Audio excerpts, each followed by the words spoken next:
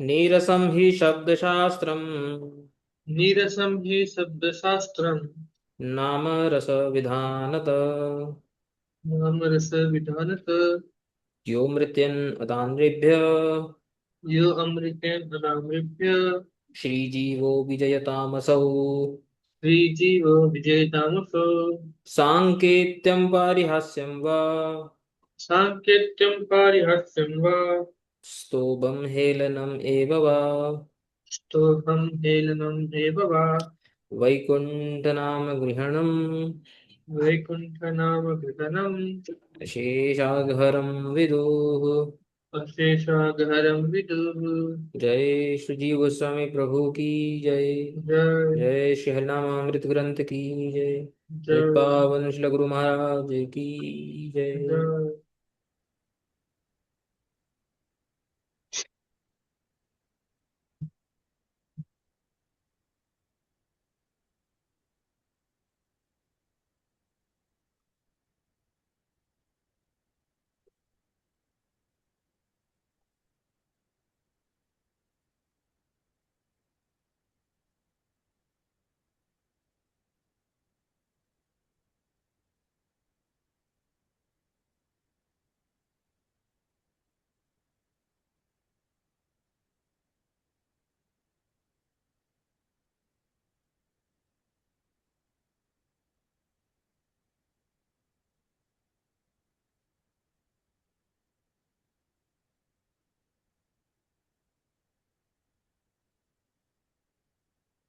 ठीक है।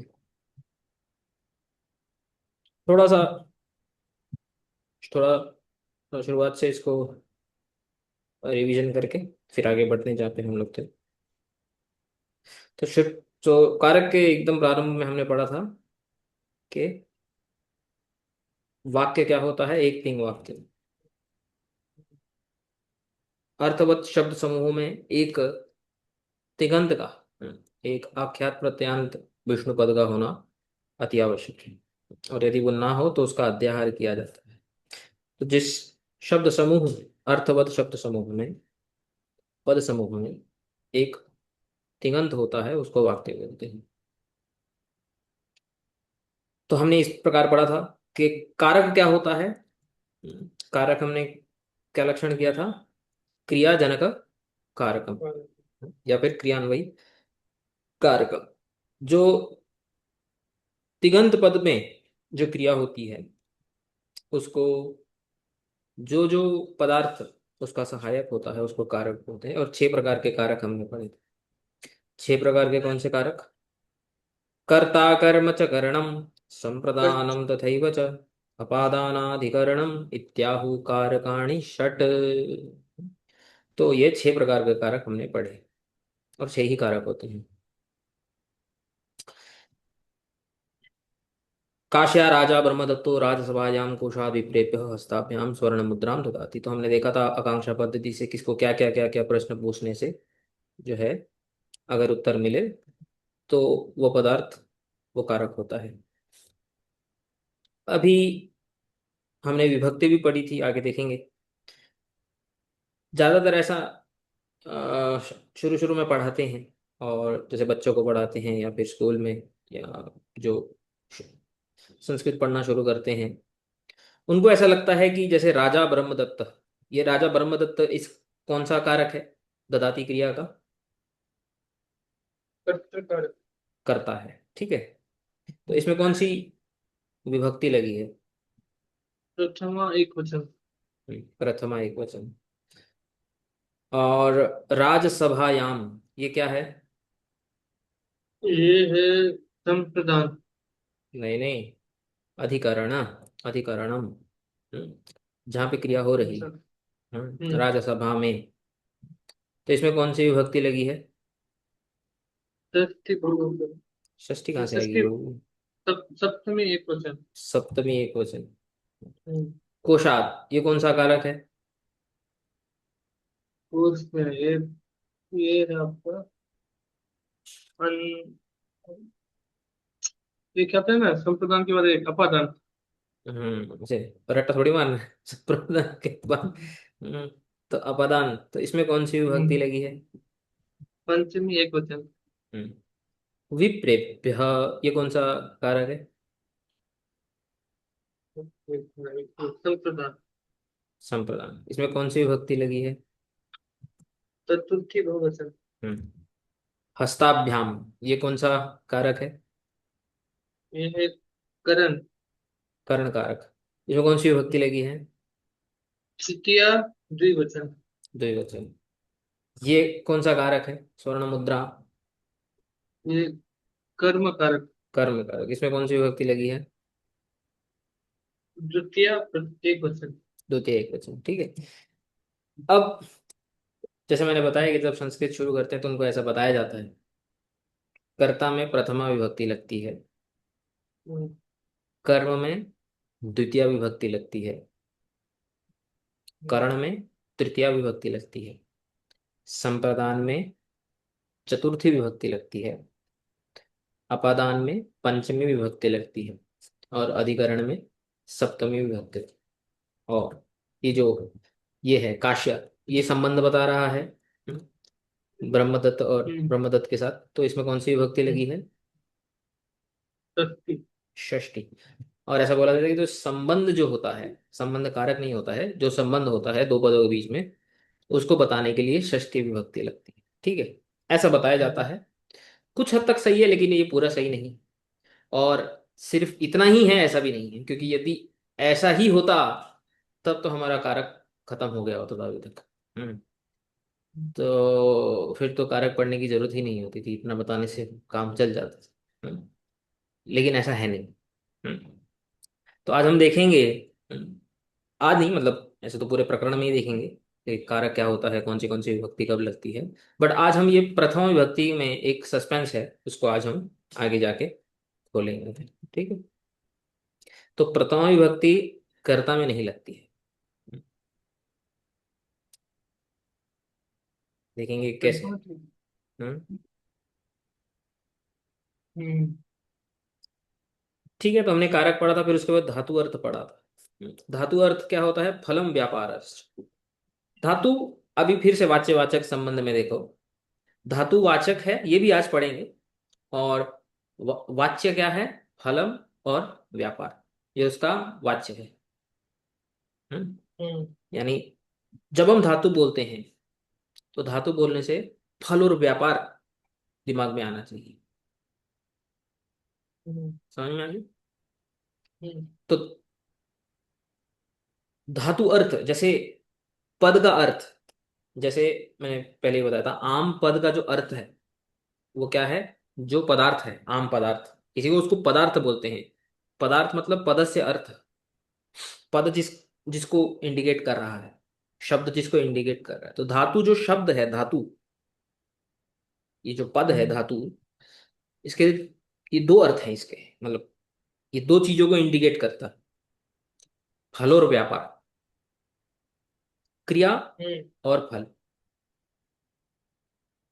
इतना समझ में आएगा? अभी इसमें कंफ्यूजन है? ना, समझ गया।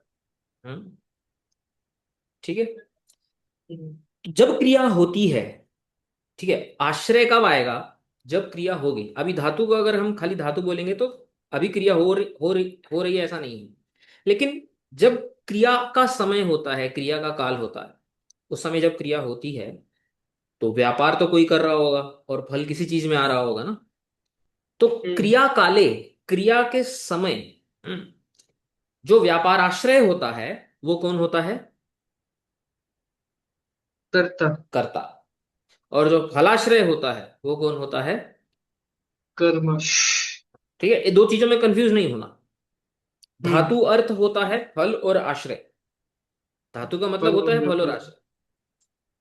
लेकिन जब क्रिया होती है तो जो क्रिया का जो आश्रय होता है वो होता है कर्ता, और जो फल का जो आश्रय होता है वो होता है कर्ता। और हम्म, जब फलाश्रय और क्रिया आश्रय में समानाधिकरण होता है, समानाधिकरण मतलब, एक ही वस्तु में दिखाई दे रहा है। हाँ, तो ऐसे धातु को क्या बोलते हैं?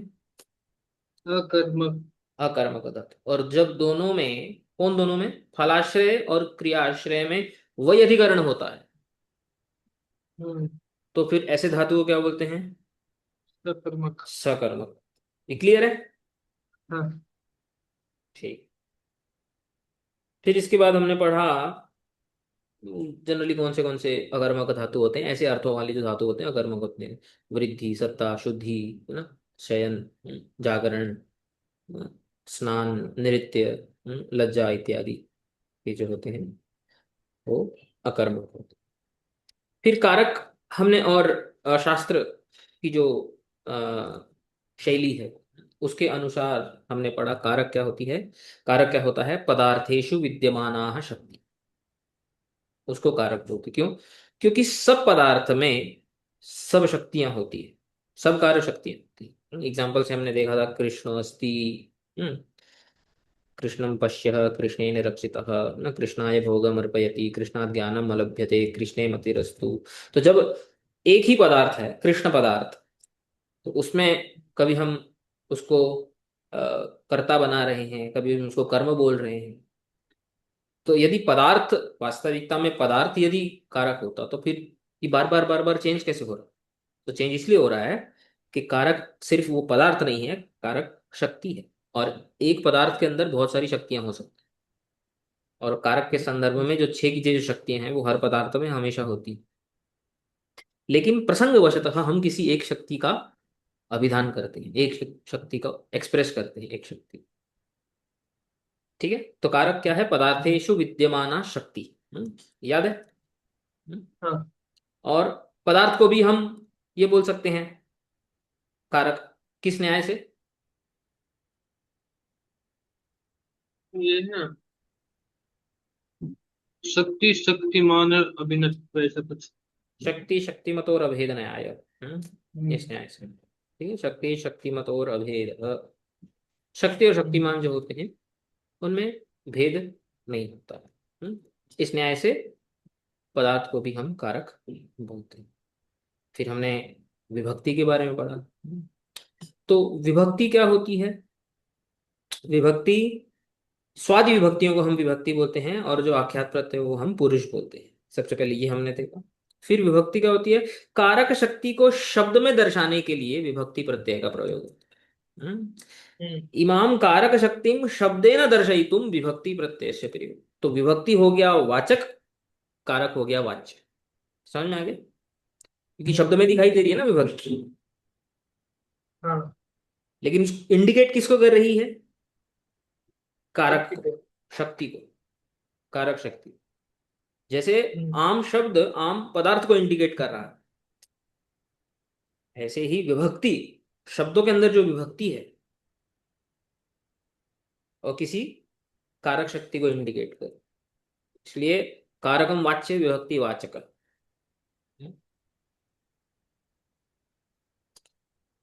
फिर हमने विभक्ति के ऊपर पहला प्रश्न किया था, क्या विभक्ति केवल कारक का निर्देश करती है?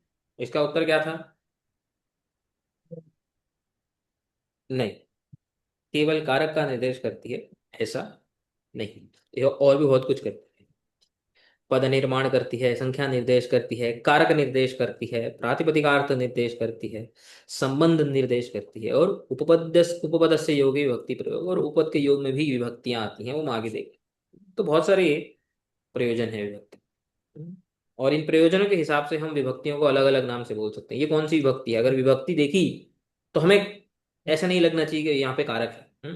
एकदम गलत सोच है, इसलिए हम इसको बार बार इसको बोल रहे हैं कि जिधर विभक्ति देखी उधर कारक है। ऐसा लगता है कई जब जब शुरू शुरू शुरू में संस्कृत पढ़ते हैं ना, तो विभक्ति और कारक एक साथ पढ़ते हैं तो ऐसा लगता है कि ओ, जिधर विभक्ति देखी उधर कारक बोल दिया। ऐसा नहीं है।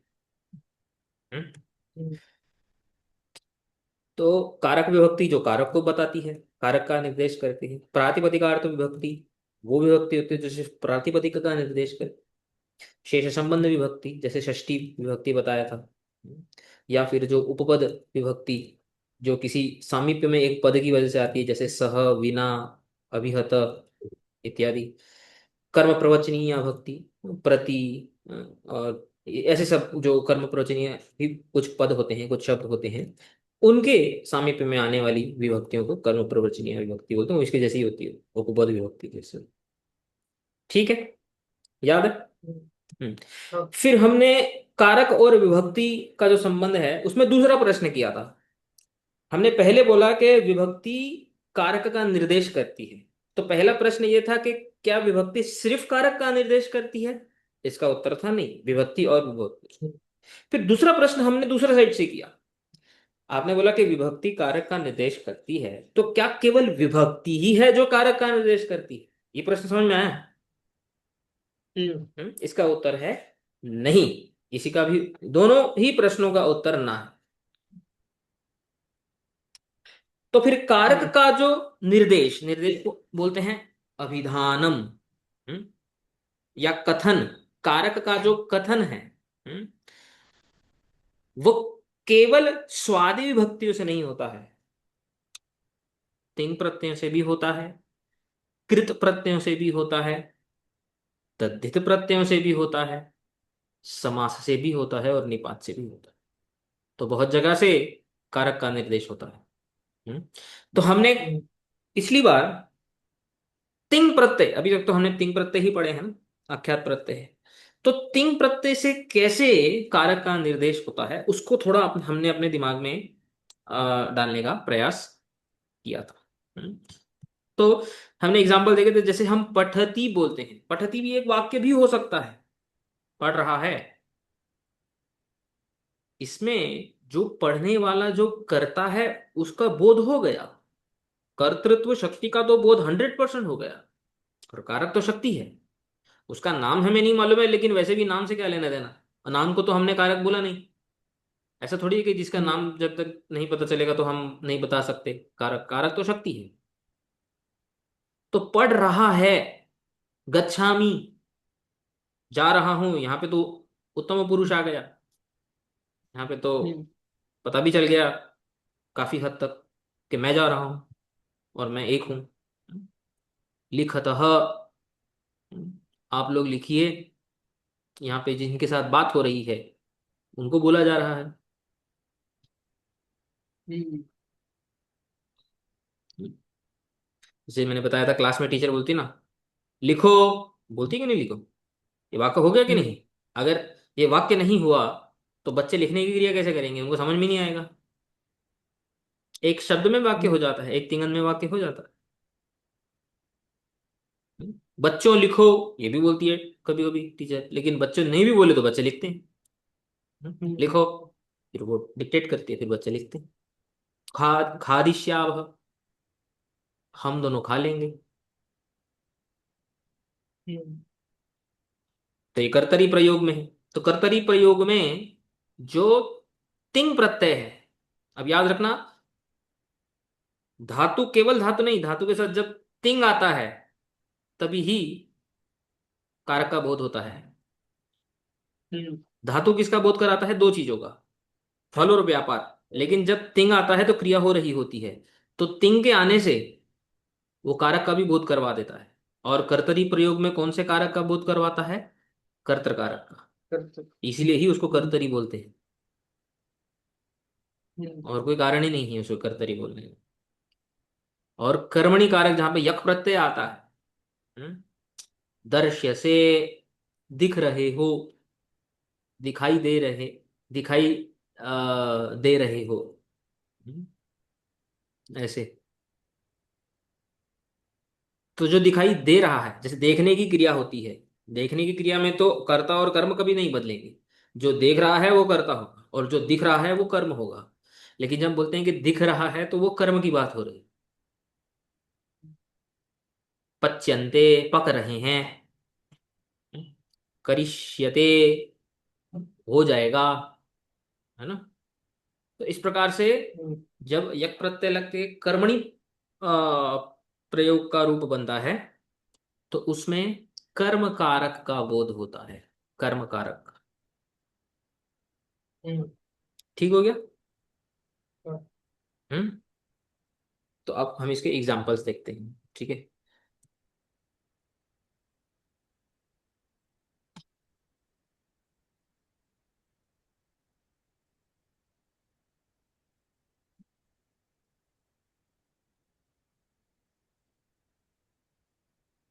एक सेकंड।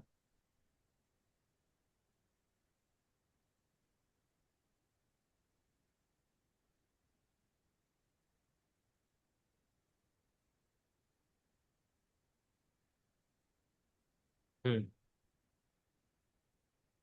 तो इस चीज को ध्यान से समझ लो। बहुत सारी चीजें समझने के लिए शुरुआत में बहुत सारा जो है दिमाग में जाएगा ना, तो इसलिए बार बार इसको थोड़ा ना हम्म। पढ़ना पड़ता है। तब जाके ये चीजें क्लियर हम्म। होती है। तो जिस समय एक टॉपिक पढ़ रहे होते हैं उस समय ऐसा लगता है क्लियर हो गया, लेकिन पीछे के टॉपिक क्या बोल रहे थे, उसका इसके साथ क्या संबंध था, बार बार करने से समझ में आता है। कर्तरी प्रयोगे तिङ् प्रत्ययाः कर्तृकारकस्य निर्देशम कुर्वन्ति। कर्तरी प्रयोग में जो तिङ् प्रत्यय यानी जो आख्यात प्रत्यय होते हैं वो कर्तृकारक का निर्देश करते हैं, उसका अभिधान करते हैं, उसको उक्त करते हैं, या फिर उसको जो है ये करते हैं, कथित उसका कथन करते हैं। सब एक ही शब्द है। ठीक है। तो तिंग प्रत्यय उसको बताते हैं, तिंग प्रत्यय प्रत्यय बताता है। ठीक है ना। पठती में दो भाग हैं, पठ और तिप। हम्म। पठ किसको बता रहा है? क्रिया को। खली क्रिया, व्यापार फल। और फल। फल और हम्म। व्यापार को बता रहा है। हम्म। और तिप किसको बता रहा है? ये जो कर रहा है। हाँ, कर्तृ शक्ति को या कर्ता को। ठीक है। हम्म। उसको बता। ये चीज को एकदम 100% दिमाग में घुसा देना। ठीक है। तो हम्म। कर्तरी प्रयोग में तिंग प्रत्यय कर्तृ कारकस्य निर्देशम कुर्वन्ति। अब इस वाक्य को देखो। ठीक है। अभी इस वाक्य को देखने की पूरी दृष्टि ही बदल जाएगी इस अंडरस्टैंडिंग से। ठीक है। अब तक तो है ऐसे वाक्य हमने बहुत बार देखे। हम्म, लेकिन अभी हमें बहुत एक एक इंपॉर्टेंट इंफॉर्मेशन यहाँ पे हमने अभी जानी। अभी वाक्य क्या है? राम ओदनम पचति। इसका बोलो सरल अर्थ बताओ, इसका अर्थ क्या होता है? राम चावल पकाता है। हम्म। इसका अर्थ तो यही है। ठीक है। हम्म। अब तिगंत कौन सा है? पद्धति। हाँ। पहले तिगंत को ढूंढना, फिर उसके बाद ये प्रश्न करना कि ये कर्तरी प्रयोग में है, ये कर्मणि प्रयोग में है। बताओ ये कौन सा प्रयोग में? कर्तरी प्रयोग। कर्तरी प्रयोग में है। कर्मणि प्रयोग में यह सुनाई देगा आपको। बहुत हम्म। इंपॉर्टेंट है, ये नोट करना। ठीक है ना, क्योंकि हमने तो रूप बना लिया ऑलरेडी। ठीक है। हम्म। पच्यते, और उसमें आपको आत्मनेपद ही दिखाई देगा। ठीक है। तो हम्म। ये है पचती। अच्छा, पचती में अभी हमने देखा जो तिप प्रत्यय है वो किसका बोध करवा रहा है? कारक। कर्तृकारक का। अच्छा, इस क्रिया में, चावल बनाने की क्रिया में कर्ता कौन है, उसका नाम क्या है? राम। राम है। जो ये तिप है पचती में, ध्यान से सुनना, ये जो तिप है राम के अंदर जो कर्तृत्व शक्ति है उसको बता रहा है। समझ में आया कि नहीं? हम्म। समझ में आ रहा है? हाँ। मैं फिर से बताता हूं कि तिप बोलने से, पचती बोलने से मुझे 100% नहीं मालूम पड़ेगा कि कर्ता का नाम क्या है, लेकिन नाम से कर्तृ शक्ति का लेना देना नहीं है। हमने कर्ता का, कर्तृ शक्ति जो है कारक, कर्तृ कारक या कारक, पदार्थेषु विद्यमान शक्ति, ऐसा लक्षण इसलिए किया है। नाम वाम से लेना देना नहीं है। शक्ति का आइडिया लग गया तो कारक का बोध हो गया। हम्म? इस वाक्य में राम ओदनम पचती, पचती में जो तिप प्रत्यय है वो राम के अंदर जो कर्तृत्व शक्ति है उसका बोध करवा रहा है, उसको अभिहित कर रहा है, उसका अभिधान कर रहा है, उसका कथन कर रहा है। ठीक है। देखो ये पढ़ो। इत्यत्र राम पदार्थे विद्यमान कर्तृशक्ति ही, राम पदार्थ में जो विद्यमान कर्तृशक्ति है तिंग प्रत्ययेन निर्दिश्यते, उसका तिंग प्रत्यय से निर्देश हो गया। हम्म। हम्म। समझ में आया? हाँ। अच्छा, अभी प्रश्न ये होता है, पहले हमने पढ़ा था कि जो विभक्ति यानी स्वाद विभक्ति जो है वो कारक का हम्म। निर्देश करती है। ठीक है। हम्म। अभी हम ये भी बोल रहे हैं कि और भी दूसरे दूसरी जो प्रत्यय होते हैं वे भी कारक का निर्देश करते हैं, जैसे कि तिंग प्रत्यय भी कारक का निर्देश करता है। अभी सबसे बड़ा प्रश्न ये उठता है, यदि राम पदार्थ में जो कर्तृ शक्ति है उसका तिंग प्रत्यय से विधान अगर हो गया है, तो राम पदार्थ में प्रथमा क्या कर रही है?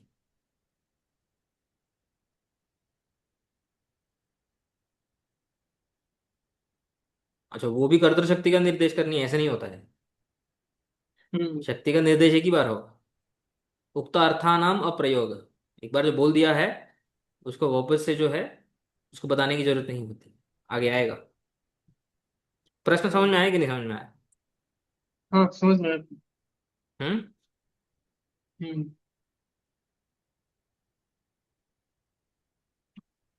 तो इसलिए मैं प्रथमा विभक्ति का सस्पेंस है, एक तो यही सस्पेंस है। तो जब भी अभी हम लोग ये बोल रहे हैं कि राम के अंदर जो कर्तृत्व शक्ति तिप प्रत्यय से, पचती में जो तिप प्रत्यय है उससे उसका बोध हो गया है, तो राम में प्रथमा क्या कर रही है? यहाँ पे बोलते हैं अस्याम स्थितौ, इस स्थिति में राम प्रातिपदिकात, राम जो प्रातिपदिक है, केवल राम जो हम्म। प्रातिपदिक है राम, उस प्रातिपदिक के आगे कर्तृत्व शक्ति निर्देश अर्थम कस्य अपि अन्य प्रत्यय आवश्यकता नास्ति। राम प्रातिपदिक के बाद अभी हमें कारक विभक्ति की जरूरत है क्या? कारक तो टिप से हो गया था। हाँ, तीप से हो गया ना, तो कारक विभक्ति की फिर से हमें आवश्यकता है क्या?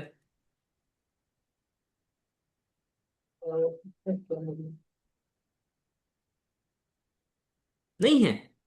हो गया ना वो। अरे अभी तो बताया, पचती में जो हम्म। राम के अंदर जो कर्तृत्व शक्ति है उससे उसका विधान हो गया, तो फिर से विधान करने की हम्म। जरूरत थोड़ी है यहाँ पे, इसलिए बोल हम्म। रहे हैं राम प्रातिपदिकार्थ, प्रातिपदिकात कर्तृत्व शक्ते निर्देशार्थम कस्य अपि अन्य प्रत्ययस्य आवश्यकता न अस्ति। हम्म, फिर प्रश्न ये उठता है कि राम में हमने प्रथमा क्यों लगाई? अगर किसी और कारक विभक्ति की आवश्यकता नहीं है तो हम्म। राम में प्रथमा क्यों लगाई? इसका उत्तर आप सोचो क्या हो सकता है। वो एक आता है ना, अपदम न प्रयुंजत हाँ, जित। Very good.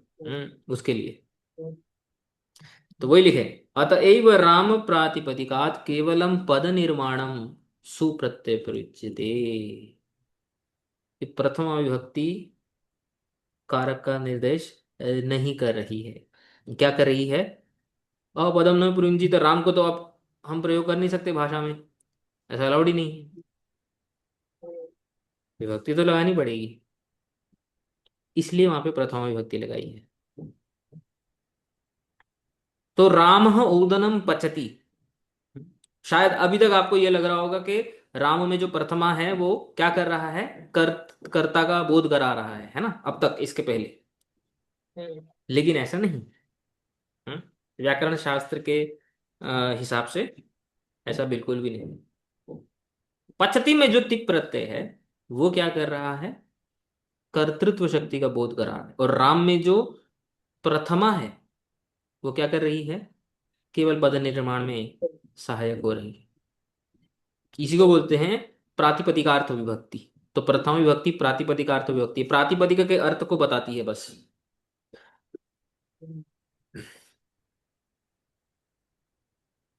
प्रातिपदिक क्या है? राम। राम को ही बता रही है, और कुछ जो है शक्ति वगैरह का कुछ नहीं बता रही। जो प्रातिपदिक का जो अर्थ है बस उसी को बता रही है। शक्ति को कहां से पता चल गया? टिप से। तो ये है इसका अंडरस्टैंडिंग। ओदने, ओदन पदार्थे विद्यमान, अच्छा ओदन देखो, ओदन, ठीक है। ओदन पदार्थे विद्यमाना कर्म शक्ति, जो ओदन यानी जो चावल है उसके अंदर जो कर्मत्व शक्ति है, जो पक रहा है, फलाश्रय चावल जो है उसके अंदर कर्म जो शक्ति है, हम्म, तो तिंग प्रत्यय एवं नहीं निर्दिष्ट, उसका तिंग प्रत्यय से निर्देश नहीं हुआ है। तिंग प्रत्यय से सिर्फ कर्ता का निर्देश हुआ है। अब क्योंकि ओदन पदार्थ में जो शक्ति है उसका निर्देश और कहीं से नहीं हुआ है, इसीलिए ओदन पदार्थ में जो द्वितीय विभक्ति है वो क्या कर रही है? कर्म का निर्देश। कर्म का निर्देश कर रही है, कर्म कारक का। अतः ताम दर्शयितुम, यानी कर्म शक्ति, उसको दिखाने के लिए अम प्रत्यय आवश्यक एव। अम प्रत्यय यहाँ पे बहुत आवश्यक है। तो द्वितीय विभक्ति कर्म शक्ति को दिखा रही है। ठीक है।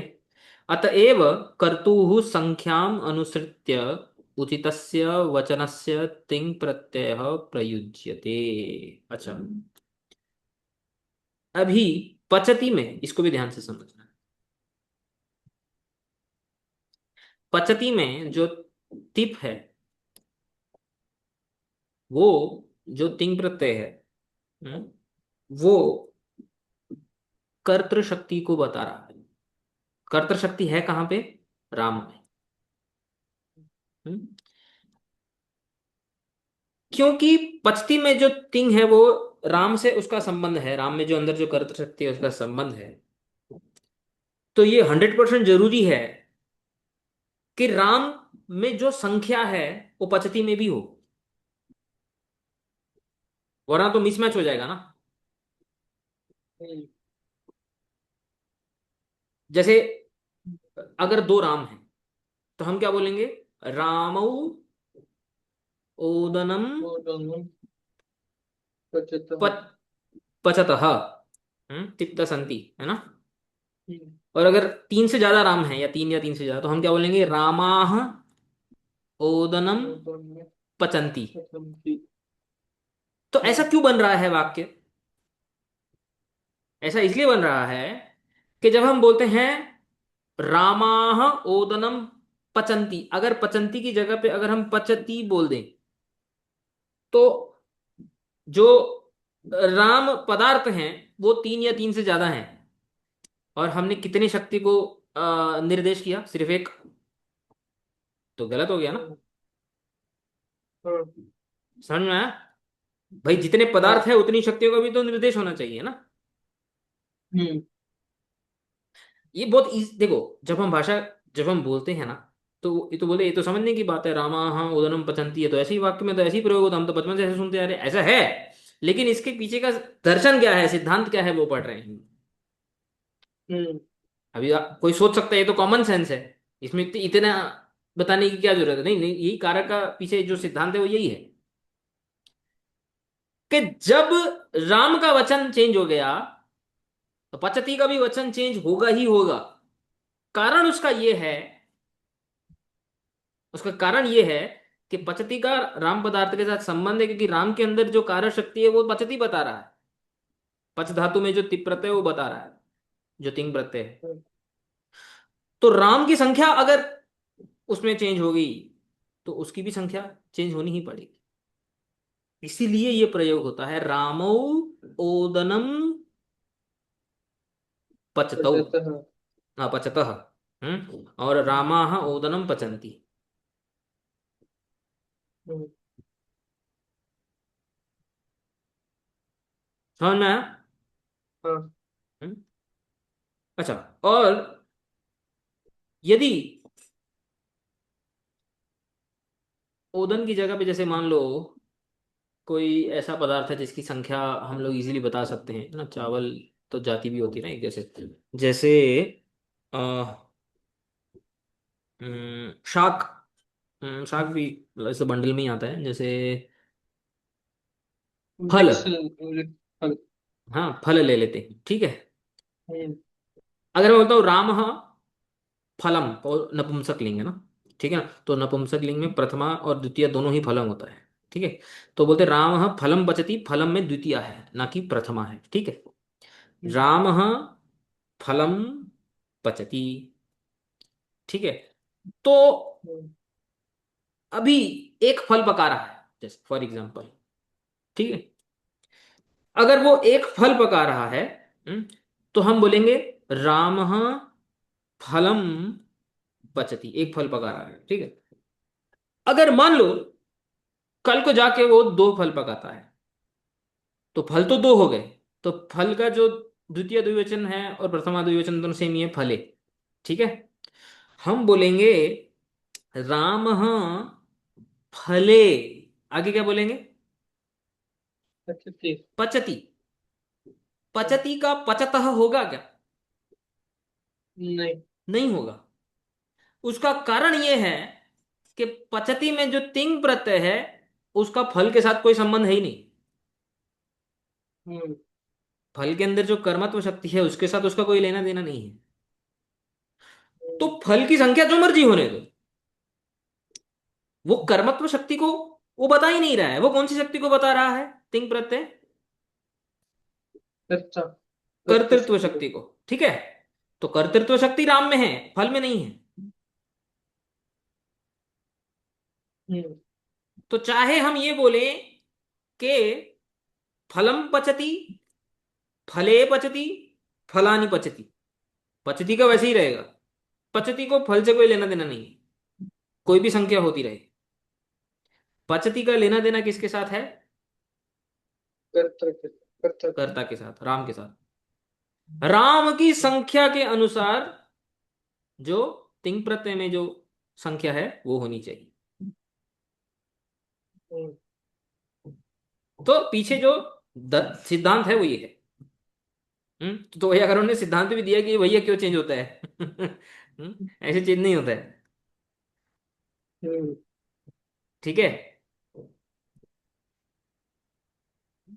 तो ये वही लिखा हुआ है यहाँ पे। हम्म ओदन पदार्थे विद्यमाना कर्म शक्ति तु तिंग प्रत्यय नैव निर्दिष्टा। वो तिंग प्रत्यय के तिंग प्रत्यय उसका निर्देश नहीं कर रही है ओदन, क्योंकि वो कर्मणि प्रयोग नहीं है, वो कर्तरी प्रयोग है। वो कर्तृत्व शक्ति का निर्देश कर रही है। इसीलिए कर्म शक्ति को दिखाने के लिए हमें यहाँ पे अम प्रत्यय डालना पड़ रहा है। आगे हम पढ़ेंगे कि कर्म को दिखाने के लिए द्वितीय विभक्ति लगती है। ये सही है, ये आएगा आगे। लेकिन कर्ता को दिखाने के लिए प्रथमा लगती है, ये गलत है। व्याकरण में ऐसा है ही नहीं। लेकिन फिर भी हम्म, आप यूट्यूब वीडियो पे अगर बहुत सारे देखोगे जो बच्चों को पढ़ते हैं, ऐसा कि गलत नहीं पढ़ाते, कि उस स्टेज में ये नहीं समझ में आता ना। ऐसा नहीं बोल रहा हूँ कि वो रॉन्ग पढ़ाते हैं, ऐसा नहीं बोल रहा हूँ। बट उस स्टेज में जानबूझ के ही हम्म, ऐसा पढ़ाते हैं कि कर्ता में कौन सी विभक्ति लगती है? प्रथमा। बट व्याकरण के अनुसार ये स्टेटमेंट गलत है, रॉन्ग है। उस समय काम आ जाती है, हम्म, लेकिन जब व्याकरण शास्त्र जब आप पढ़ने बैठोगे तो फिर ये स्टेटमेंट नहीं आप बोल सकते। कर्ता में प्रथमा लगती ही नहीं है। प्रथमा का प्रयोग केवल पद निर्माण के लिए हुआ है वहां पे। हम्म, ठीक है। हम्म हम्म, अतएव कर्तुः संख्याम अनुसृत्य, कर्ता की जो संख्या है उसी के ही अनुसार उचितस्य वचनस्य तिंग प्रत्यय से प्रयोज्यते। उचित तिंग प्रत्यय के वचन विभक्ति का प्रयोग होगा, यानी वचन तिंग जो तिंग प्रत्यय का जो वचन है वो उचित प्रत्यय का प्रयोग होगा, जो उस वचन के अनुकूल हो। जैसे तिप्तस अंति, हम्म, सित्थस्थ, मिप्वस्मस। तीनों में से कौन सी किसका प्रयोग होगा वो डिपेंड करता है कि कर्ता की संख्या संख्या निर्देश किस प्रत्यय से हो रही है। किंच कर्तुः विशेषम प्रकारम दर्शयितुम उचितस्य पुरुषस्य तिंग प्रत्यय प्रयुज्यते। और ऑब्वियसली कर्ता यदि हम किसी और की बात कर रहे हैं तो प्रथम पुरुष का निर्देश होगा। हम अगर सामने वाले की बात कर रहे हैं तो मध्यम पुरुष का निर्देश होगा, और यदि अपनी ही बात कर रहे हैं तो उत्तम पुरुष का। उत्तम। तो कर्ता के अनुसार हम्म, जो है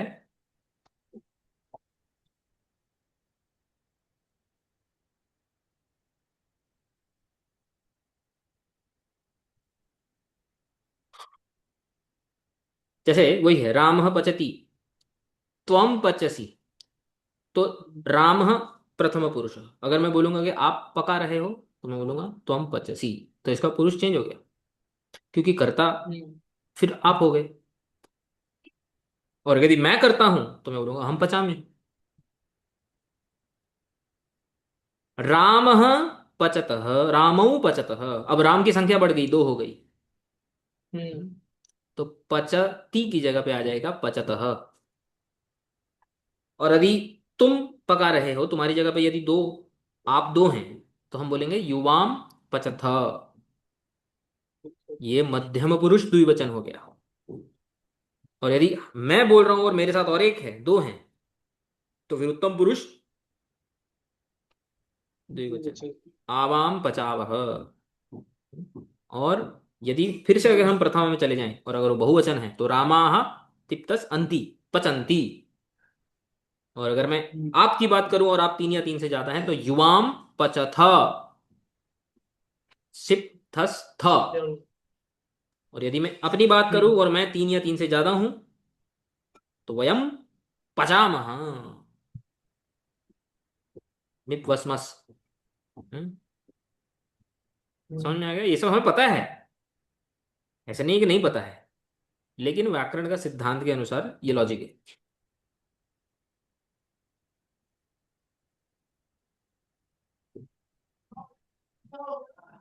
तो अगर हम देखो, इसमें तो प्रथमा पच्चीस पच्चीस पच में तो अस्मद युष्मद आना थोड़ा ऑड लगेगा। जैसे अगर मैं दर्शन क्रिया की बात करूं, पश्यति, है ना, तो उसमें क्या बोलते हैं, अगर मैं ऐसे बोलूं, ठीक है, राम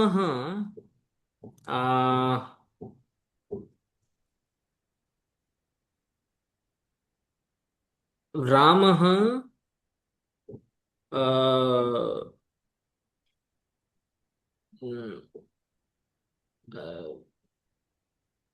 जैसे कोई भी वस्तु ले लो, जैसे अ,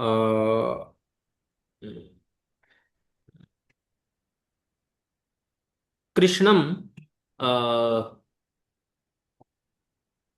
पश्यति, ठीक है, राम कृष्णम पश्यति। अब इसमें अ, तिगंत है पश्यति, ठीक है। कर्तरी है कि कर्मणि है?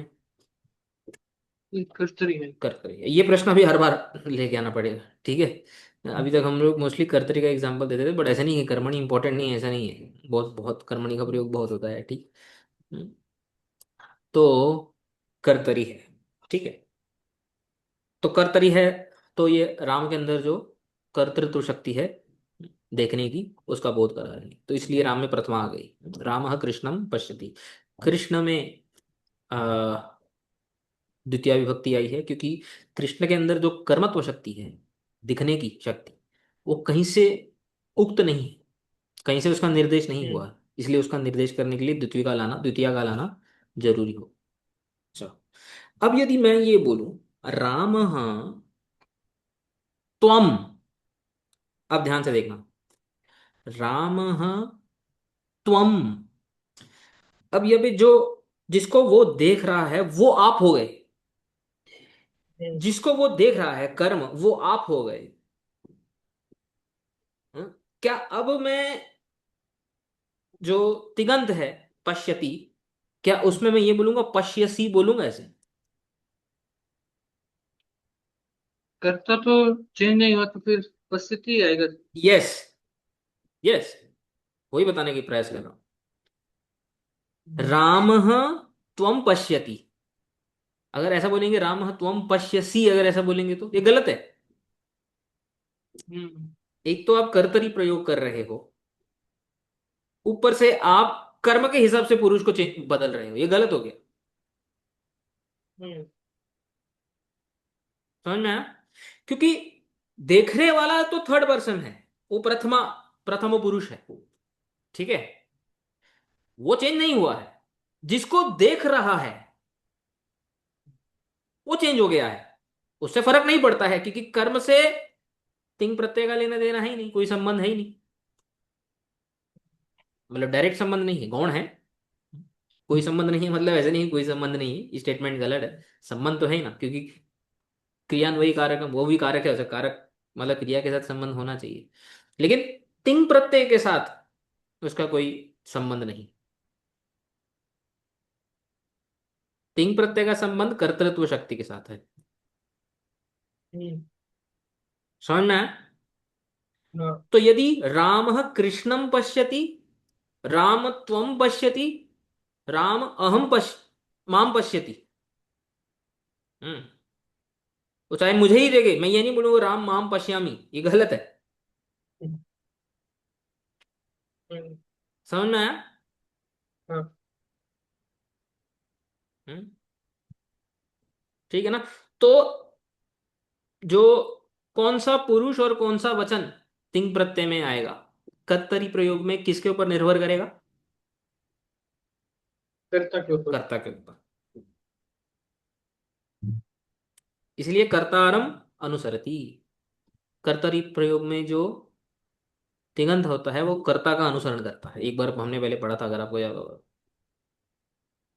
हम्म। फिर अभी आगे बढ़ते हैं। कर्मणि प्रयोग।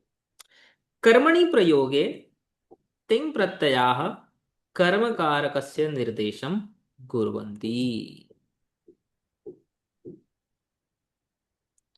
कर्मणि प्रयोग में जो तिंग प्रत्यय होता है वो कौन से कारक का निर्देश करता है? कर्म कारक का निर्देश। जैसे रामेण ओदन पच्यते, यहाँ पे यह दिखाई दे गया ना, यह से थोड़ा सा आइडेंटिफाई कर लेना।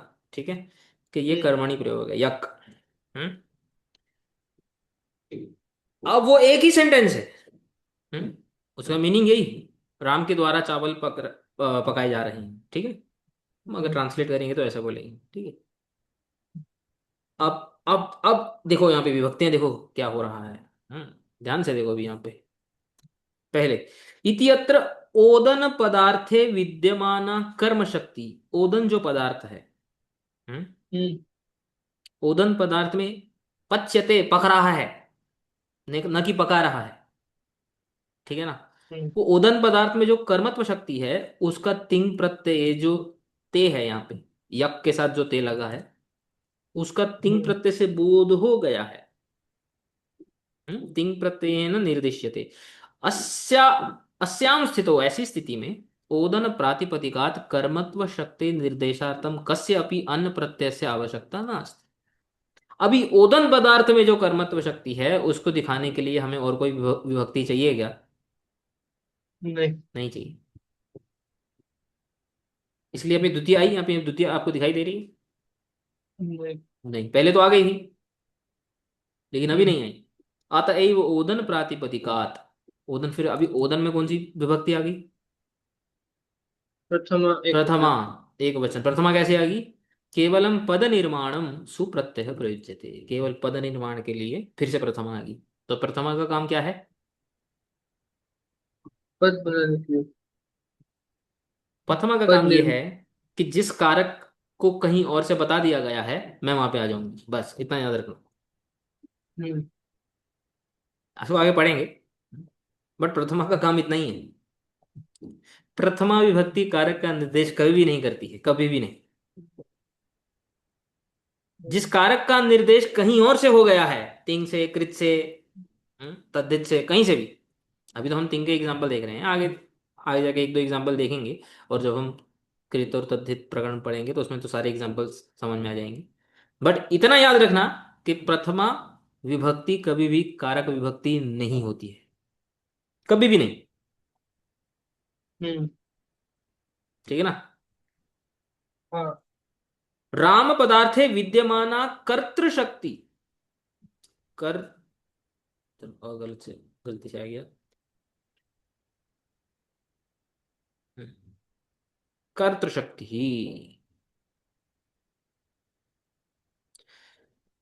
राम पदार्थे विद्या, अच्छा, राम पदार्थ में जो कर्तृत्व शक्ति है, हम्म, उसका बोध हुआ क्या पश्चाते से? उसका तो बोध नहीं हुआ। अब उसका बोध हम्म, कराने के लिए कोई तो विभक्ति डालनी पड़ेगी। शक्ति तो तिंग प्रत्यय नैव निर्दिष्टा अतः ताम दर्शयितुम टा प्रत्यय आवश्यक एव। ये जो टा प्रत्यय है, कृष्णा टा इण, हम्म, उस सूत्र से इण हो गया ना। हम्म। हम्म। तो है ना तृतीय एक वचन। आप बताओ कर्ता का बोध कौन सी विभक्ति करती है? इसमें तृतीय एक वचन ने किया। हाँ, तो तृतीया करती है। कर्ता का बोध तृतीया करती है, न कि प्रथमा। तो ये व्याकरण हम्म, सिद्धांत है। समझ में आया? हम्म, लेकिन स्कूल में जाने वाले बच्चे को पूछोगे वो बोलेगा कर्ता का बोध कहाँ से आता है, बोले प्रथमा।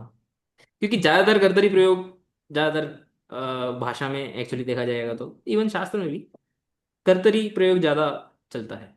इजी है ना बोलने में, राम ओदनम पचती, हम्म न कि रामेण ओदनम पच्यते। थोड़ा सा टेढ़ा किया हुआ लगता है, ऐसा प्रयोग कम होते हैं भाषा में, तो बहुत ही कम होते हैं। और जो स्कूल की टेक्स्ट बुक्स वगैरह होते हैं उसमें तो एकदम ही कम होते हैं, शुरू शुरू में तो एटलीस्ट।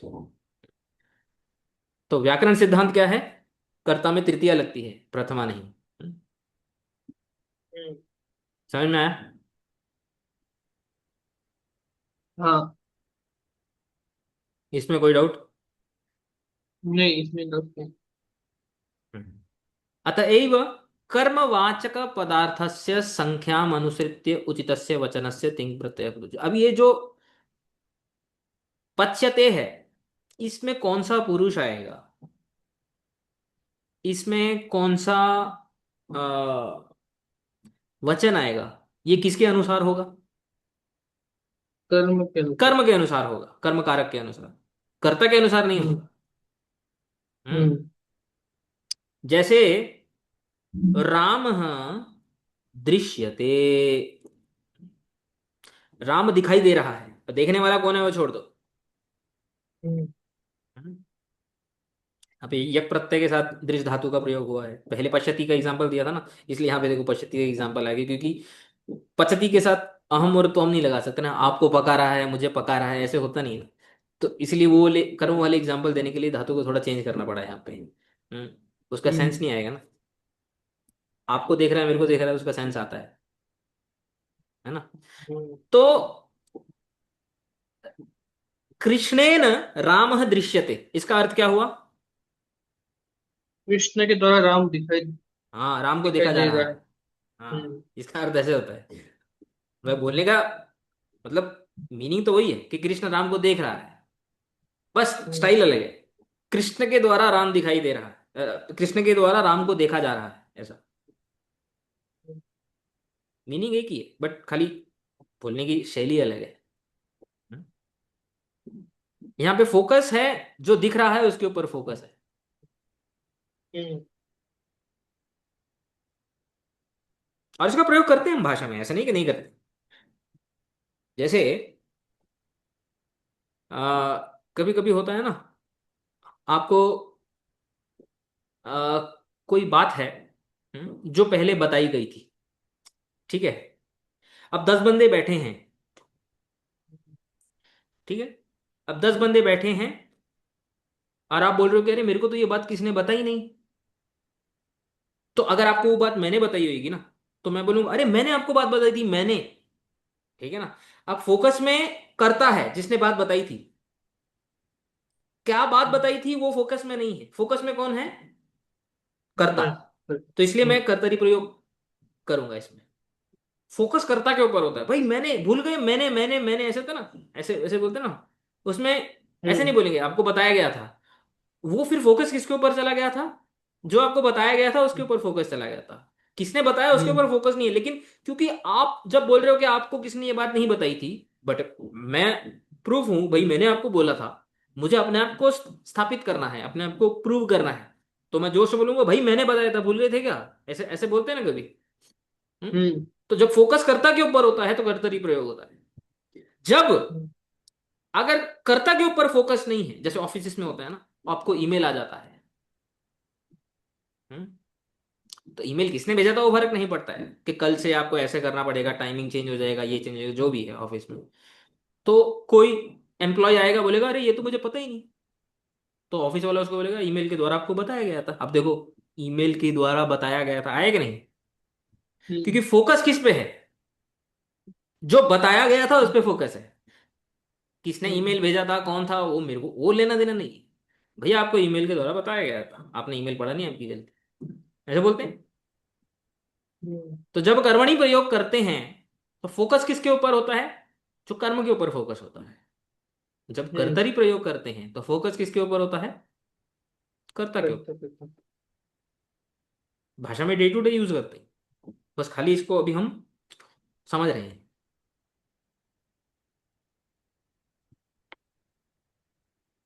समझ में आ रहा है? हाँ। तो इसलिए जब बोलते हैं कृष्णेन रामः दृश्यते, कृष्ण के द्वारा राम को देखा जा रहा है। यदि हम बोलेंगे कृष्णेन त्वम दृश्यसे, हम्म, कृष्ण के द्वारा, अब देखो देखने वाला जो करता है वो चेंज नहीं हुआ, अभी भी वही है। लेकिन जिसको वो देख रहा है पहले राम था, अभी वो आपको देख हम्म, रहा है।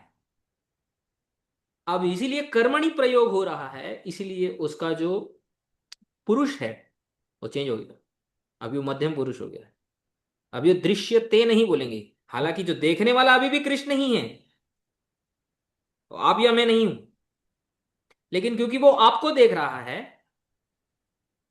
तो जो तिगंत है उसमें मध्यम पुरुष आ जाएगा। त्वम दृश्यसे, कृष्णेन त्वम दृश्यसे।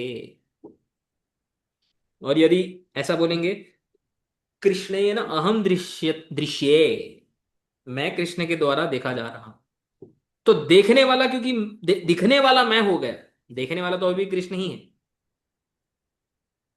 लेकिन क्योंकि दिखने वाला अभी मैं हो गया, इसलिए क्रियापद में उत्तम पुरुष आ जाएगा। और वचन भी वैसे ही है। कृष्णेन रामौ दृश्येते, हम्म, ते आते अंते, है ना। हम्म, तो अभी दिखने वाला राम है, लेकिन राम अभी दो हैं, क्योंकि उसको दो राम दिखाई दे रहे हैं, इसलिए इसका प्रथम पुरुष द्विवचन आ गया यहां पे। और देखने वाला एक ही है अभी भी। कृष्णेन रामौ दृश्येते, कृष्णेन युवाम दृश्येते, मध्यम पुरुष द्विवचन। और कृष्णेन हम्म, आवाम दृश्यावहे, उत्तम पुरुष द्विवचन। और ऐसे ही जो है बहुवचन, कृष्णेन रामाः दृश्यन्ते, हम्म? कृष्णेन यूयम दृश्यद्वे, वयम कृष्णेन वयम दृश्यामहे। उत्तम पुरुष प्रथम पुरुष बहुवचन, मध्यम पुरुष बहुवचन और उत्तम पुरुष बहुवचन। और कृष्ण यदि बदल जाए, कृष्णौ रामाः दृश्यते, कृष्णौ त्वम दृश्यसे, कृष्णौ अहम दृश्ये, कुछ फर्क नहीं पड़ेगा हम्म। तिङंत में। समझ में आ रहा है कि नहीं? हाँ प्रभु। हम्म। अभी देखो, अब हमने भाव प्रयोग भी, तीन प्रकार के प्रयोग होते हैं। हम्म, भाव कर्मणों, है ना। अब तक तो हम कर्तरी और कर्मणि की बात कर रहे हैं। अच्छा, भाव क्या होता है? भाव में प्रयोग हुआ है, हम्म, ये इंपॉर्टेंट है, ये इसके साथ लिंक्ड है, इसलिए मैं इसको खत्म करना ही चाहता हूँ आज के दिन में। ठीक है, ध्यान से सुनना, थोड़ा दिमाग अभी चल रहा है कि नहीं चल रहा है? हाँ चल रहे प्रभु। चल रहा है ना, गाड़ी बंद तो नहीं हम्म, हुई? ठीक है। हम्म। भावे प्रयोगे, अच्छा भावे प्रयोग में याद करो सूत्र, कौन सा भाव प्रत्यय? में एक ही आता है। हाँ, प्रथम पुरुष एक वचन एक वचन। और आत्मनेपदी, वो हम्म, वाला ही प्रत्यय प्रयोग होता है। हम्म, ठीक है ना। अब ध्यान से समझो भाव प्रयोग होता क्या है। ठीक है। भावे प्रयोगे तिंग प्रत्ययाः भावस्य एव निर्देशम कुर्वन्ति। अब हमने पहले ही पढ़ा है, व्याकरण शास्त्र में भाव किसको बोलते हैं? और हम्म। धातु अर्थस्य। तो वो तो यहाँ पे आप पढ़ रहे हो ना, पहले हमने ऊपर एक बार जो देखा था। हम्म, भाव किसको बोलते हैं? क्रिया को भाव बोलते हैं बेसिकली। हम्म, तो क्रिया तो एक धातु का ही अर्थ होता है ना, धातु के दो अर्थ होते हम्म, हैं, हम्म, क्रिया और फल।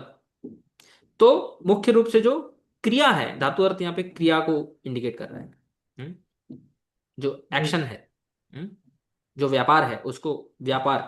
ठीक है। तो भाव यानी व्यापार, यानी क्रिया, सिर्फ क्रिया, व्यापार आश्रय फल आश्रय नहीं। अब थोड़ा हम्म, सोचो। ठीक है, धातु, फल और व्यापार को इंडिकेट करता है। और अभी तक हम क्या पढ़ रहे थे, तिंग प्रत्यय किसको इंडिकेट करता है? फलाश्रय को।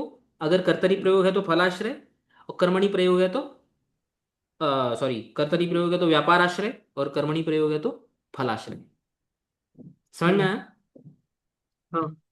लेकिन अगर भाव प्रयोग हुआ है उसमें भी तिंगंत आता है, तिंग प्रत्यय आता है, लेकिन उसमें तिंग प्रत्यय ना तो फलाश्रय यानी कि कर्ता का बोध करवाता है, और न ही जो सॉरी, न तो कर्म। व्यापार आश्रय कर्ता का बोध करवाता है, न तो फलाश्रय कर्म का बोध करवाता है। वो किसका बोध करता है? केवल क्रिया का, बस एक्शन। वो खाली आपको एक्शन बता रहा है, वो कर्ता और कर्म के बारे में कुछ बता ही नहीं रहा है वो प्रत्यय। हम्म, और केवल अकर्मक धातुओं का ही भाव में प्रयोग होता है। तो एक तो कर्म तो होता ही नहीं, तो कर्म को तो बता ही नहीं सकता, क्योंकि कर्म को नहीं बता सकता। हम्म, कर्ता को भी नहीं बताता है, वो किसी को भी नहीं बताता है, वो खाली आपको क्रिया बता रहा है। इस कॉन्सेप्ट को दिमाग में ढाल लेना, भाव मतलब क्रिया। कौन कर रहा है उसका उसको कोई लेना देना नहीं। हम्म,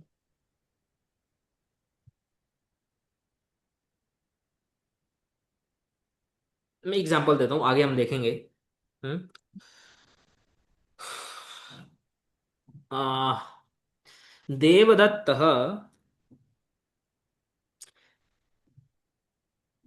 शृणोति, इसका अर्थ क्या है? देवदत्त सुनोती। शृणोति, शुरू सुन रहा धातु, है। सुन रहा है। हम्म, ठीक है। अब इसको हम ऐसे ही बोल सकते हैं, देवदत्त श्रवणम करोति, बोल सकते हैं कि नहीं कर सकते? बोल सकते हैं। हम्म, हम्म हाँ। है ना? हम्म, तो शृणोति और श्रवणम करोति में हमने पता है क्या किया? शृणोति में दो चीजें हैं।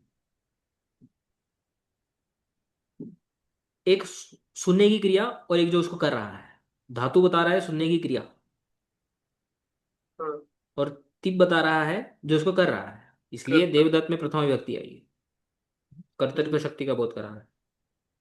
जब हम बोलते हैं श्रवणम करोति, तो श्रवणम में खाली भाव आ गया, भाव यानी क्रिया, सुनने की क्रिया कर रहा है, इसको भाव बोलते हैं। हम्म, जो फेमस श्लोक है भागवत का, श्रवणम कीर्तनम विष्णु स्मरणम पाद सेवनम, तो ये सब भाव, भाव अर्थ में प्रयोग हुए हैं ये सब शब्द, ये कृदंत हैं।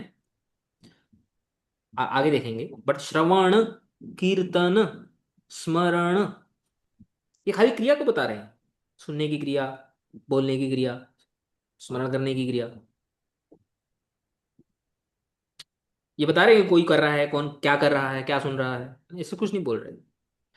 तो देवदत्त श्रवणम करोति, तो श्रवण, श्रवण, ये श्रवण क्रिया के भाव को बता रहा है, यानी क्रिया को बता रहा है। थोड़ा सा समझ में आ रहा है कि नहीं समझ में आ रहा है? नहीं, समझ में आ रहा है। आ रहा है।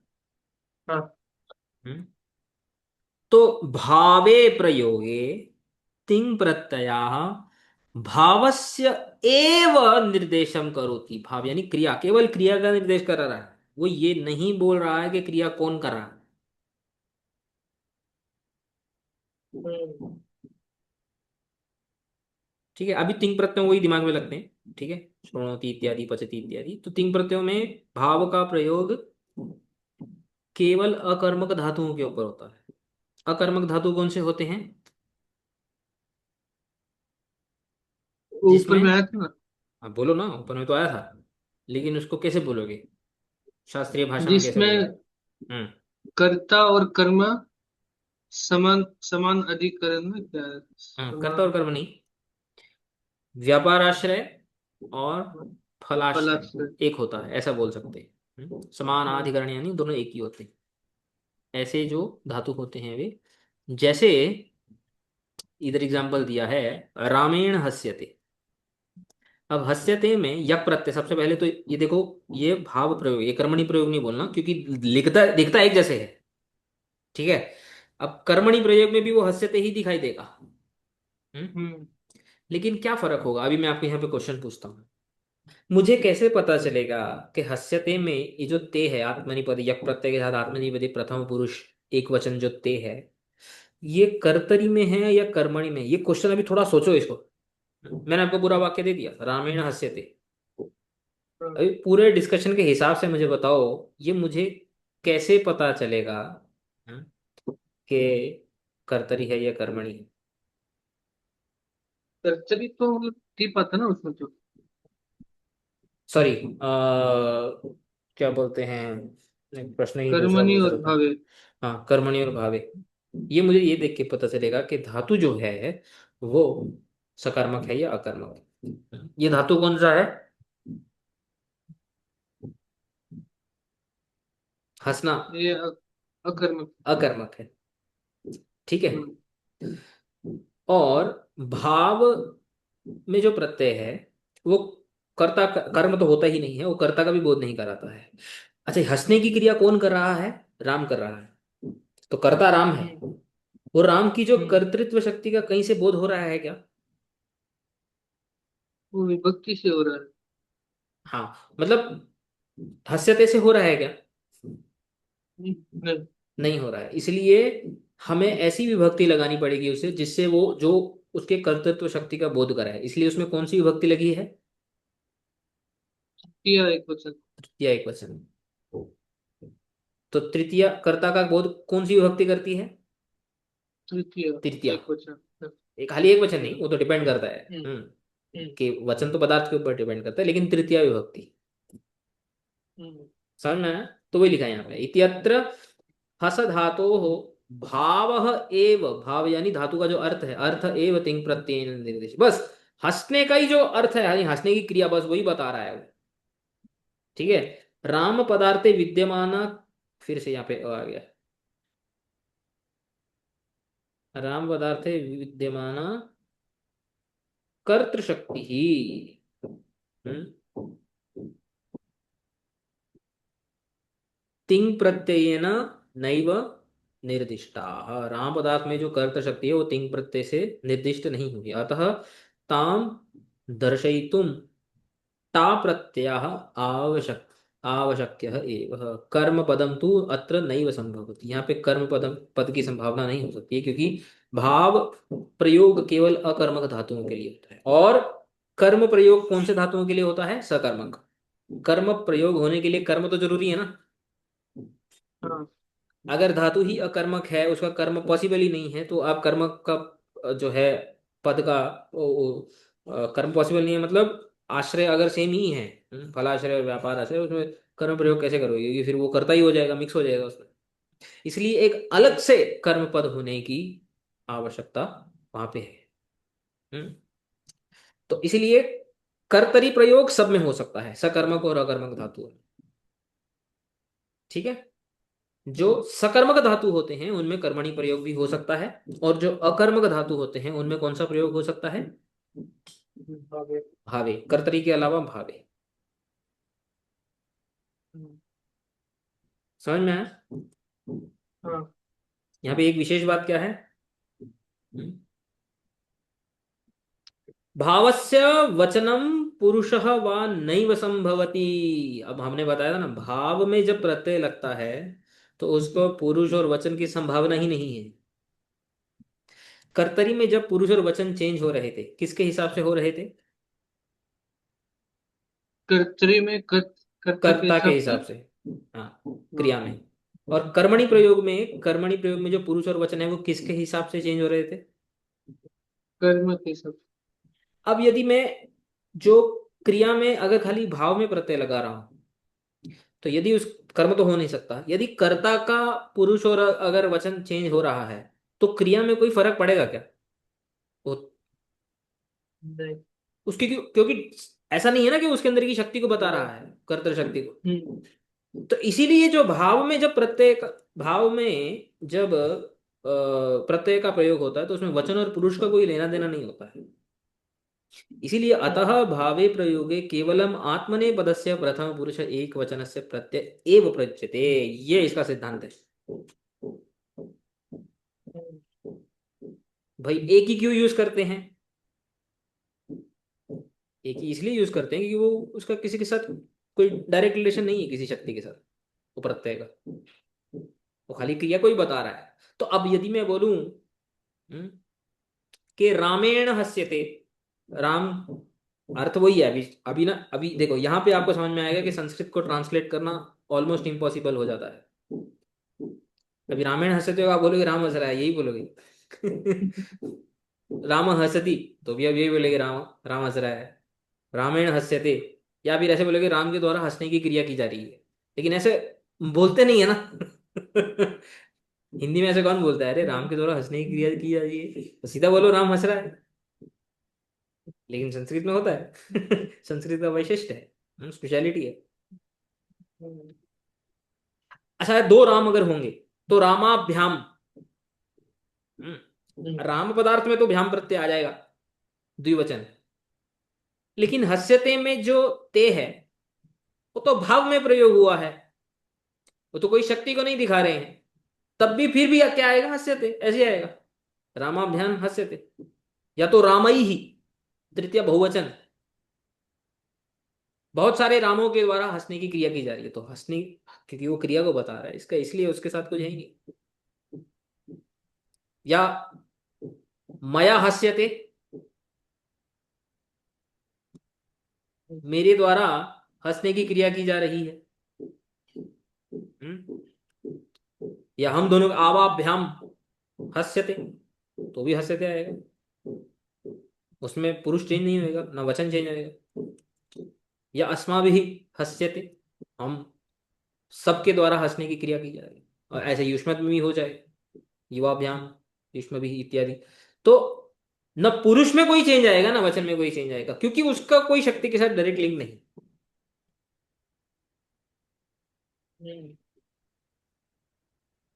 समझ में आया? हाँ।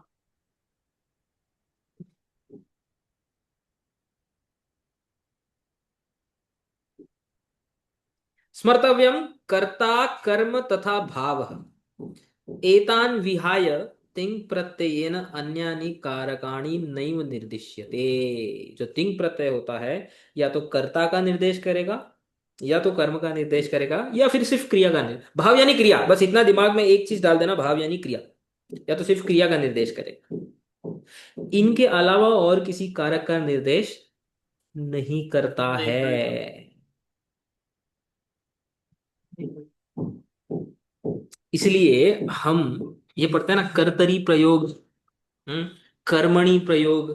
आज तक कभी हमने ऐसे नहीं सुना करण में प्रयोग, या संप्रदान प्रयोग, धातु का, क्रिया का, या अपादान प्रयोग, अधिकरण प्रयोग, ऐसा सुना ही नहीं है हमने, ऐसा होता ही नहीं। क्यों नहीं होता है? ये कारण है क्योंकि जो तिंग प्रत्यय होता है, अख्यात प्रत्यय होता है, वो कर्ता, कर्म और भाव, इन्हीं का ही बोध करवाता है। वो यहाँ पे आता है इसमें, छठे अध्याय में, पता हो, एक सूत्र है लकार प्रक्रिया में, लकार प्रक्रिया जब शुरू होती है, लह कर्मणि, ये सूत्र हरिनाम अमृत व्याकरण में आपको ऐसा पैरेलल सूत्र नहीं मिलेगा, क्योंकि हरिनाम अमृत व्याकरण में लकार प्रक्रिया नहीं, हम्म, आ, धातु प्रक्रिया में सीधा तिप्ता संति आ जाता है। लेकिन पाणिनि व्याकरण में पहले लकार आता है, फिर उसके बाद तिंग प्रत्यय आता है, तो लकार से तिंग प्रत्यय की एक प्रक्रिया होती है, तो वो डायरेक्टली हमको जीव को समय ने दे दिए थे, इसलिए वहां पे नहीं है। तो ये सूत्र बहुत इंपॉर्टेंट है, लेकिन पाणिनि व्याकरण में लह कर्मणि च भावे च अकर्मकेभ्य, इसका अर्थ ये है, डायरेक्टली अर्थ बताता हूँ। लकार, ये जो लकार जैसे हम बोलते हैं ना, लट लकार लिट लकार, ये जो लकार होते हैं, सकर्मकेभ्यो धातुभ्यो, जो सकर्मक धातु होते हैं, उस पे कर्तरी कर्मणि च भवंती, उसमें वे कर्ता और कर्मणि प्रयोग में आते हैं, यानी वो कर्ता का बोध करवाते हैं या कर्म का बोध कराते हैं। और अकर्मकेभ्य, जो अकर्मक धातु होते हैं, धातुभ्य कर्तरी भावे च भवंती, उसमें वो कर्ता, कर्तरी प्रयोग या तो भाव प्रयोग में वे आते हैं। ये सूत्र है। तो धातु क्रिया में लकार की प्रक्रिया होती ही होती है। धातु के बाद जो है लकार लगाया जाता है, उसके बाद फिर जो तिंग प्रत्यय उसको रिप्लेस करता है उसका आदेश के रूप में, ऐसा सब होता है यहाँ पे। हम्म। तो इस सूत्र से महर्षि पाणिनि बताते हैं कि धातु का जो तिंग प्रत्यय है वो काली खाली सकर्मक धातु और मतलब किसी भी धातु के लिए सकर्मक कर्मक धातु के लिए कर्ता का बोध करवा सकता है, और सकर्मक धातुओं के लिए कर्म का बोध करवा सकता है।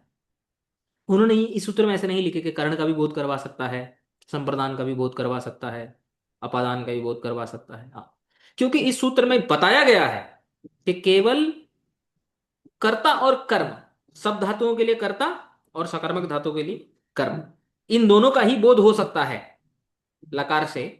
इसलिए तिंग प्रत्यय से केवल दो ही कारकों का बोध हो सकता है। समझ में आया? हाँ। हम्म? अतः तदवाचकेभ्यो प्रातिपदिकेभ्यो कारक निर्देशातम उचिता विभक्ति ही अवश्यम योजनीय। जिसका निर्देश तिंगंत से नहीं हुआ है, तिंग प्रत्यय से नहीं हुआ है, उसको बताने के लिए एक उचित विभक्ति लगानी पड़ेगी। और जिसका निर्देश हो गया है उस कारक में कौन सी विभक्ति लगेगी? प्रथमा एक प्रथमा। वचन। एक वचन नहीं, ऐसे मत बोलो एक वचन, वचन डिपेंड करता है। प्रथमा। हम्म। अच्छा, तिंग प्रत्यय जो होते हैं वे स्वार्थिक होते हैं? नहीं, स्वार्थिक तो वो तब होते थे जब वे केवल जो प्रकृति है उसके ही अर्थ को बताते थे। नहीं, लेकिन तिंग प्रत्यय अपना एक अर्थ लेके आते हैं। कौन सा अर्थ? कर्तृ या कर्मत्व शक्ति, इसका भी अर्थ लेके आते हैं ना। इसलिए जो तिंग प्रत्यय हैं ते वाचकाः, वे वाचक प्रत्यय हैं, वे स्वार्थिक प्रत्यय नहीं है। न स्वार्थिकाः अपितु ते वाचका। जो स्वादि प्रत्यय थे वे क्या थे?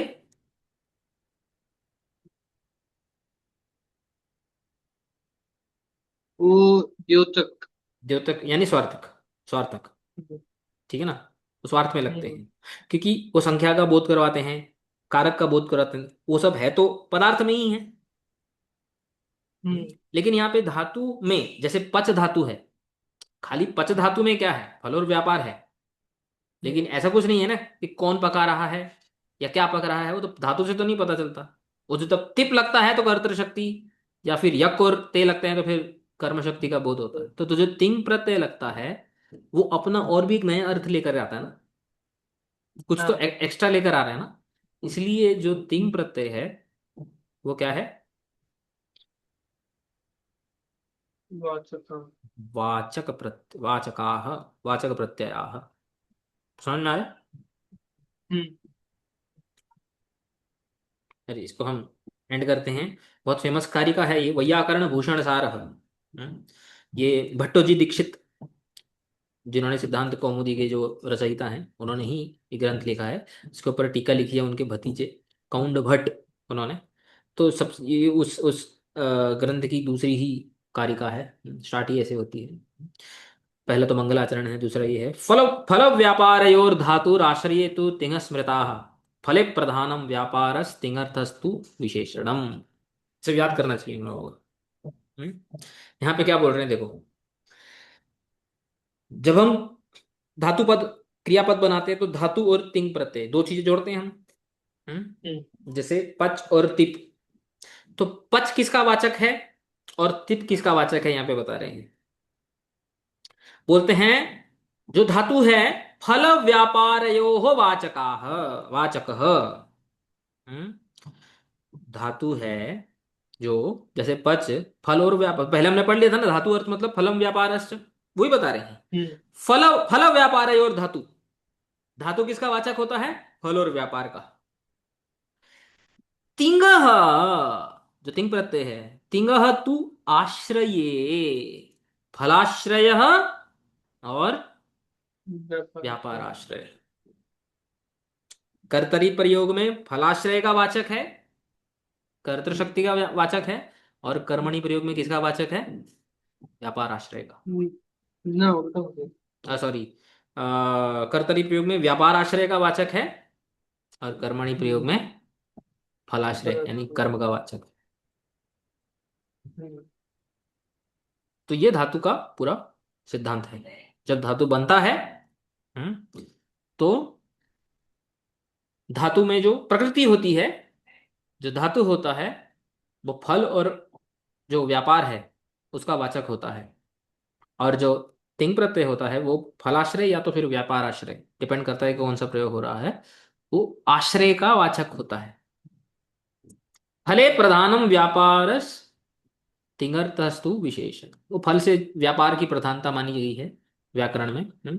इसलिए तिंग को जो है उसका विशेषण बोला गया। तो ये दूसरी लाइन इग्नोर कर सकते हो चाहिए तो, लेकिन पहली लाइन बहुत इंपॉर्टेंट है। और ये धातु का जो सिद्धांत है एक आधे श्लोक में यहाँ पे बोला है कि धातु और जो क्रियापद, जो तिगंत, तिगंत जो होता है, इसमें जो दो भाग होते हैं, वो दोनों भाग किस किस के वाचक होते हैं। हम्म? हम्म। जैसे हम बोलते हैं ना कि अ, आम और सेब। हम्म? तो आम आम का वाचक है, सेब सेब का वाचक है। ऐसे ही जो तिगंत होता है, गच्छति, गच्छ जो है वो गमन क्रिया और फल दोनों का वाचक है। और तिप जो है वो जो गमन क्रिया कर रहा है उसके अंदर जो कर्तृत्व शक्ति है उसका वाचक है। या गम्यते, यदि ऐसा प्रयोग हो। हम्म? फिर से जो गम धातु है वो फल और व्यापार का वाचक है। लेकिन ये जो ते आत्मनेपदी में ते आया यज्ञ के बाद, जहां जाया जा रहा है उसके अंदर जो कर्मत्व शक्ति है, मया कुरुक्षेत्र गम्यते, मेरे द्वारा कुरुक्षेत्र को जाया जा रहा है। हम्म। तो क्योंकि गम्यते में कर्म जो है वो बोला गया है, अभिहित हो गया है, इसलिए कुरुक्षेत्र में कौन सी विभक्ति आई, प्रथमा। मया कुरुक्षेत्र गम्यते। और क्योंकि उसमें कर्ता का बोध नहीं हो रहा है गम्यते, तो जो मैं हूं, मैंने अहम प्रयोग न करके क्या प्रयोग किया, मया, मेरे द्वारा, तृतीया। हम्म। हम्म। कर्ता में तृतीया विभक्ति आती है। और प्रथमा विभक्ति कभी भी कारक विभक्ति नहीं होती है, वो होती है प्रातिपदिकार्थ विभक्ति। प्रातिपदिकार्थ हमने पढ़ा था ना, एक प्रकार की विभक्ति होती है प्रातिपदिकार्थ, वो है प्रथमा विभक्ति। हम्म। आगे भी बढ़ेंगे।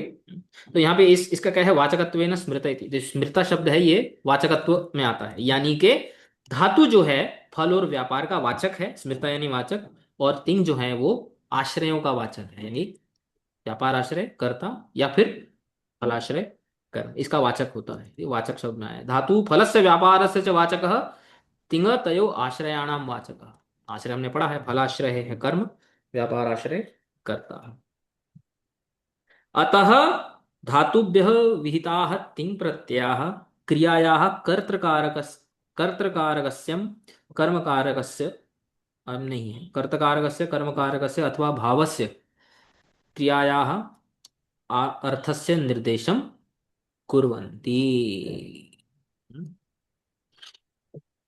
तो ये समझ में आया। धातु में जो विहित जो तिंग प्रत्यय होता है वो क्रिया के कर्ता का या फिर कर्म का अथवा भाव का, यानी सिर्फ क्रिया का, उसका निर्देश करता है। कर्तरी प्रयोग में कर्ता का, कर्मणि प्रयोग में कर्म का, और भाव प्रयोग में केवल क्रिया का निर्देश और करता है। सबसे मुख्य कंक्लूजन क्या है, प्रथमा विभक्ति कारकस्य अभिधानम न एव करोति। प्रथमा विभक्ति कारक का जो अभिधान है, कारक का कथन कभी भी नहीं करती है। क्यों, उक्त अर्थानाम अप्रयोग इति न्यायात। जो उक्त हो गया है, जो अभिहित हो गया है, जो बताया जा चुका है, फिर से बताने की उसको जरूरत नहीं है। तो प्रथमा विभक्ति कौन सी विभक्ति है, प्रातिपदिकार्थ विभक्ति या फिर नामार्थ विभक्ति। केवल प्रातिपदिक के जो अर्थ है उसी का ही अनुवाद करती है, उसी को फिर से बताती है। हम्म, समझ में आ रहा है। हाँ। और आपने ये देखा होगा, एक सेकंड में स्क्रीन शेयर करता हूँ फिर से।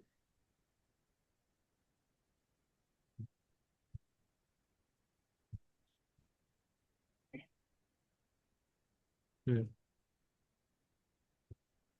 तो ये हमने एक टेबल बहुत पहले पढ़ा था, जब हम भाव कर्म प्रक्रिया पढ़ रहे थे, तो हमको ये याद करना पड़ा था।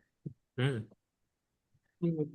तो ये अगर आप ध्यान से इसको देखोगे, हम्म, अब आपको पूरा सिद्धांत समझ में आना चाहिए। यहाँ पे ऐसा लिखा है तो क्यों लिखा है ऐसा। तो कर्तरी प्रयोग जब होता है, हम्म, उसमें जो कर्तृ पद यानी कि जो कर्ता होता है वो प्रथमा में होता है। प्रथमा में क्यों होता है? वो अपदम न प्रयोजित। हाँ, क्योंकि तिंग प्रत्यय से कर्ता का बोध हो गया है, इसीलिए। हम्म। समझ में आ रहा है? ये कारण हाँ। है।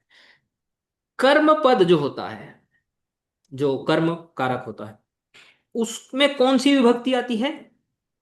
द्वितीया। देखिए। और वो द्वितीय विभक्ति क्या करती है? कर्म कारक का बोध करवाती है। हम्म। और जो जो क्रियापद होता है वो परपद और आत्मपद हो सकता है, क्योंकि कर्तरी प्रयोग में धातु परपदी होगा तो परपद प्रत्यय लगेंगे, और यदि आत्मपदी होगा तो आत्मपद प्रत्यय लगेंगे।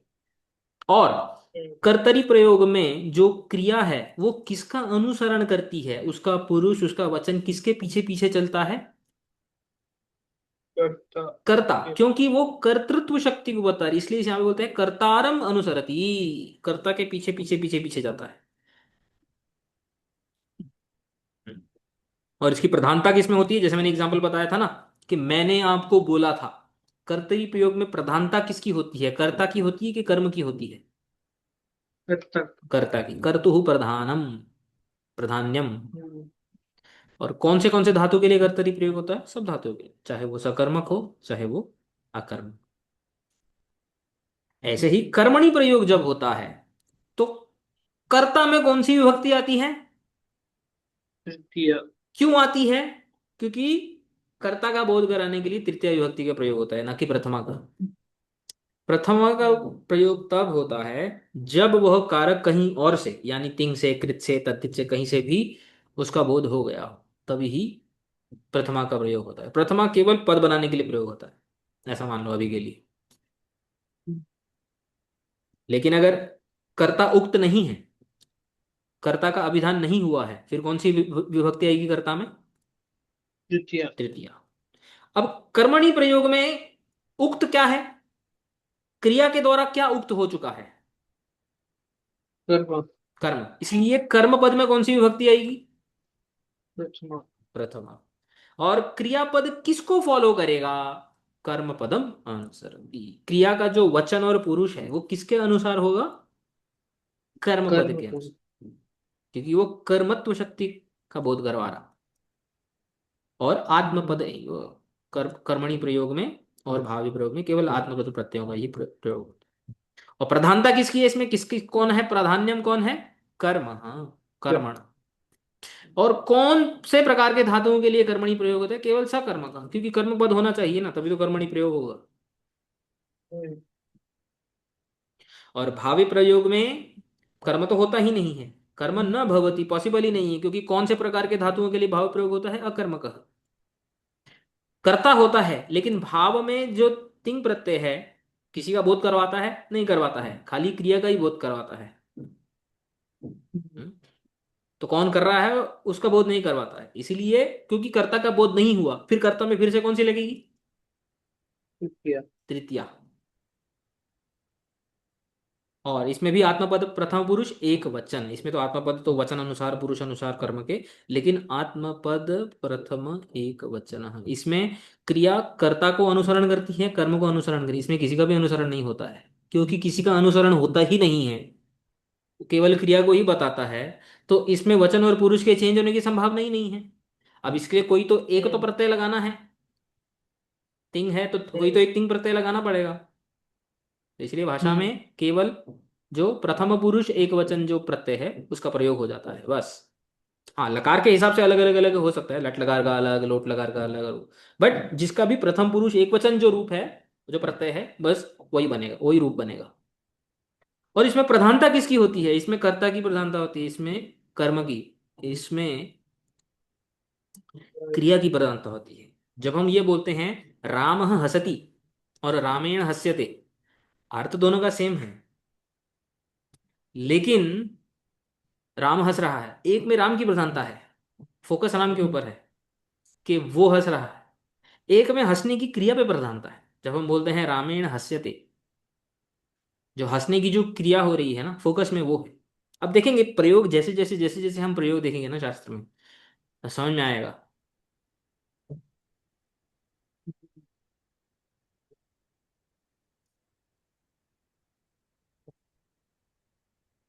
जैसे होता ना, आ, फलेन पुष्प्यते, फल पुष्पित होता है।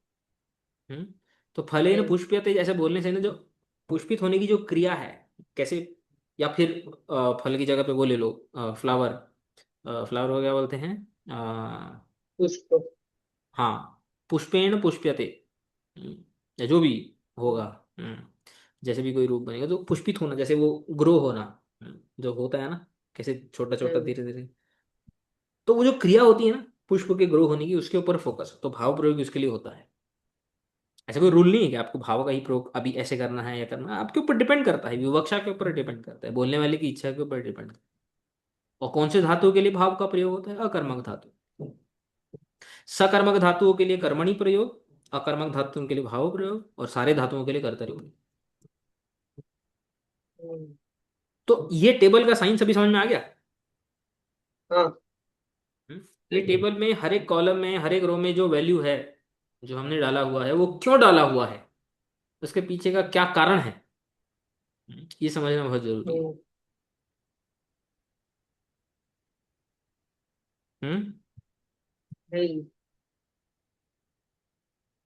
हम्म। तो इसीलिए यहाँ पे हमने जो तिगंत प्रत्ययों से जो कर्ता और कर्म जो बोधित होते हैं, जो जिनका बोध होता है, आज हमने वो पढ़ा। कल हम और भी देखेंगे नेक्स्ट टाइम, के भाव कृत प्रत्ययों से भी कभी कभी होता है, और जो है पहले जो हमने उदाहरण देखे थे। बट आज का जो सेशन था थोड़ा हैवी था, और बहुत कुछ था इसमें, इसको थोड़ा सा फिर से देखना और रिवीजन करना, तब जाके चीज़ें दिमाग में बैठेंगी। ठीक है, हम्म। इसको समाप्त करें आज। हम्म। वाञ्छाकल्पतरुभ्यश्च कृपा सिन्धुभ्यैव च काशीभ्यश्च पतितानां पतितानां पावनेभ्यो पावनेभ्यो वैष्णवेभ्यो वैष्णवेभ्यो नमो नमो नमः। नमः।